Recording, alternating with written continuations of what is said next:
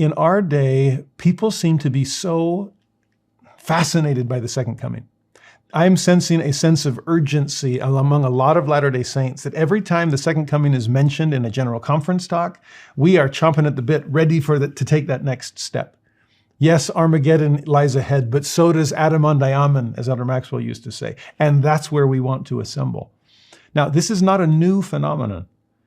People have been eager and anxious about the second coming pretty much since the first coming.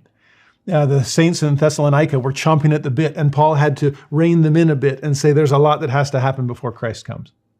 You'll see bits and or ups and downs throughout Christian history of how much millennial zeal did people have. Give it another decade from here, and the Millerites will start storming American Christianity with a sense of urgent millennialism like hadn't been seen in America for quite some time.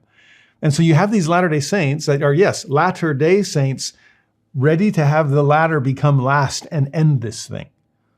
And what's interesting is section 45 reminds these Latter-day Saints of similar expectation and urgency on the part of the ancient day saints. For this, turn to verse 16. And the Lord says this, speaking to modern saints about ancient saints, I will show it plainly as I showed it unto my disciples, as I stood before them in the flesh, and spake unto them, saying, as ye have asked of me concerning the signs of my coming, ... Are we interested in what he's about to say?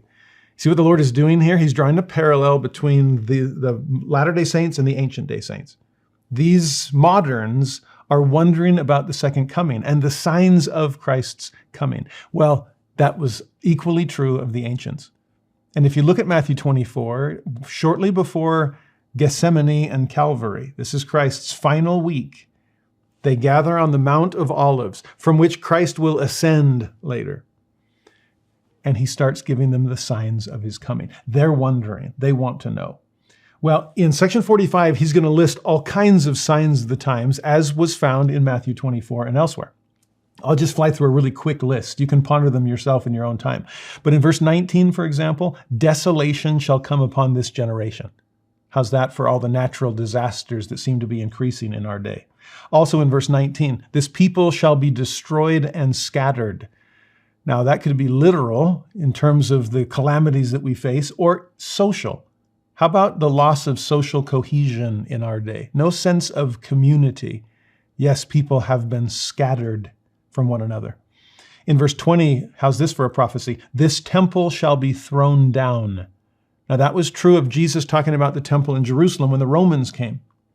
But in terms of temple symbolically, places of refuge that are being thrown down, where do you run to? Where do you hide? Well, will there be places of safety? Section 45 has some fascinating answers for that. If you go to verse 26, he speaks of wars and rumors of wars. And there again, we are dividing against each other. Some of those wars are literal, some of them are social, some of them are emotional. And again, what are the saints facing? All kinds of wars and rumors that are meant to attack them. If you look also in verse 26, the whole earth shall be in commotion. Can you imagine chaos in every corner? Well, you don't have to imagine it. Turn on the news. We see it everywhere. Or in verse 31, a desolating sickness shall cover the land. Have we seen pandemics in our day? Or verse 33, earthquakes also in diverse places. And those don't have to be physical alone. Those can be the shaking of people's faith. We see spiritual earthquakes taking place. That can be the shaking of people mentally and emotionally. Honestly, if you think about the book of Revelation and how each of the 7 seals is described, the 6th seal, which is ours as we approach the 7th and the coming of Christ, is embodied with a single symbol, and it's earthquakes. Who shall be able to stand is the Lord's question about the 6th seal. That's the book of Revelation. And here, section 45, a little mini apocalypse in the Doctrine and Covenants. Who's going to be able to stand through all of that? In fact, it might even get worse in verse 26 and 27, if you go back to those two. Verse 26 says, men's hearts shall fail them. And as I see an increase of anxiety and depression, there's failing hearts left and right. Or in verse 27, maybe worst of all, I don't know if this is a symptom or cause, the love of men shall wax cold. And in our day, are we seeing a loss of faith and a loss of hope and a loss of charity? Welcome to the last days, my friends. And as we're approaching the second coming, we're seeing all of these signs of the times being fulfilled. Are they waking us up to see what time it is and how little time we have left to prepare? Well, if that's the bad news, we have some good news too, thankfully. Great and dreadful day of the Lord, as they say. Look at verse 28 and 29. When the times of the Gentiles is come in, a light shall break forth among them that sit in darkness. And it shall be the fullness of my gospel. But, so yeah, there's still some more bad news too. They receive it not. And that's what you're up against, you early saints. That's what you're seeing all around you with people attacking the faith. For they perceive not the light, and they turn their hearts from me because of the precepts of men. That's what's behind all these foolish stories and false reports. You are dealing with the principles of God versus the precepts of men. And that is a clash of light and darkness that is going to reverberate with earthquakes in diverse places coming as a result. Which side will we be on? Will we accept the light, or will we embrace the darkness? Now, with that in mind, the bad news of all these signs, but the good news, the fullness of the gospel is going forth. Now we see the clash of light and darkness. What are we going to do? Well, look at verse 34 and 35. I love this passage. Now, when I, the Lord, had spoken these words unto my disciples. So basically, I'm just repeating to you what I said to them. I already told you that. Section 45 is an echo of Matthew 24. And the question that the Lord is hinting at here is, how did they respond to it then? He's having some divine deja vu here, because he says, when I had spoken these words unto my disciples, they were troubled. Yeah, you think? Can we relate? Are we troubled when we read about the signs of the times?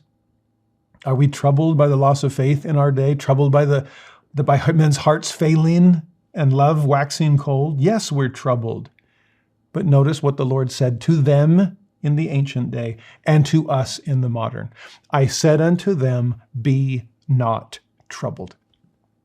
Well, easy for you to say, and easier said than done. Picture the Lord going, yeah, when I started talking about this to Peter, James, and John, man, the blood drained out of their faces. They started to tremble. They were anxious. They were troubled. And it's looking like it's having the same effect on you. Joseph, Sydney, you guys okay? Oliver, David, Martin, are you still with me? You're troubled too? Well, don't be. And here's how you can overcome the anxiety. Be not troubled, for when all these things shall come to pass, ye may know that the promises which have been made unto you shall be fulfilled. That's the best news of all. Let me put it in these terms. When you see the bad news all around you and realize that God told us all this in advance, well, what else did he tell us in advance? Not only did he prophesy the bad news, he prophesied the good news. And if you see the negative being fulfilled, then just hold out hope, because the positive will be fulfilled as well. Why do things have to get so bad before the second coming? Good question, but an even better one. Why do things have to get so good before the second coming? And if I can hold on to that side of things, the increase of priesthood power on the earth among God's sons and daughters, the number of missionaries swelling the ranks, the number of temples that are increasingly dotting the earth. Oh, the promises are being fulfilled. And with all those promises, notice what he says in verse 32. My disciples shall stand in holy places and shall not be moved. No wonder we need to build so many temples. No wonder we need places of refuge. One of the negative signs in the ancient day was that their precious temple would be thrown down. But one of the positive promises of our day is that temples would be built up all across the earth so that the Lord's disciples would have a place to stand amidst the shaking of faith, amidst the earthquakes in diverse places. There is a place where we can stand up and stand strong. We just need to stand out and not be moved by a world that is moving underneath our feet. I am so grateful for the reassurance the Lord gave to the ancients and to the moderns. It's reassurance he's trying to give to us. So stand, my friends, no matter how much shaking is happening all around you.